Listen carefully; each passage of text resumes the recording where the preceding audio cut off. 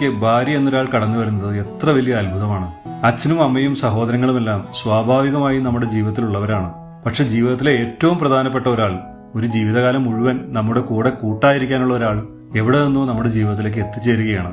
ഇതൊന്നും ആദ്യം തിരിച്ചറിഞ്ഞില്ല. അവൾ എന്നോട് അല്പം സ്വരമുയർത്തി സംസാരിച്ചു പോയാൽ അപ്പോഴേക്കും എന്റെ ഉള്ളിൽ ആണഹങ്കാരം നിറയും. എന്നോട് ദേഷ്യപ്പെടാൻ നീ ആര് എന്നൊരു ചിന്ത വരും. പിന്നീട് എപ്പോഴോ എനിക്ക് മനസ്സിലായി, സ്നേഹിക്കാനും വഴക്കിടാനും സങ്കടപ്പെടാനുമെല്ലാം അവൾക്ക് ഞാൻ മാത്രമേ ഉള്ളൂ എന്ന്. ഏതോ ഒരു വീട്ടിൽ തന്റെ ചെറിയ ഇഷ്ടങ്ങളും സന്തോഷങ്ങളുമായി ജീവിച്ചിരുന്ന ഒരാൾ അതെല്ലാം ഉപേക്ഷിച്ച് ഒരാളെ മാത്രം വിശ്വസിച്ചു വരികയാണ്. എല്ലാവരും കൂടെയുള്ള അയാളുടെ കൂടെ അയാൾ മാത്രമുള്ള അവൾ.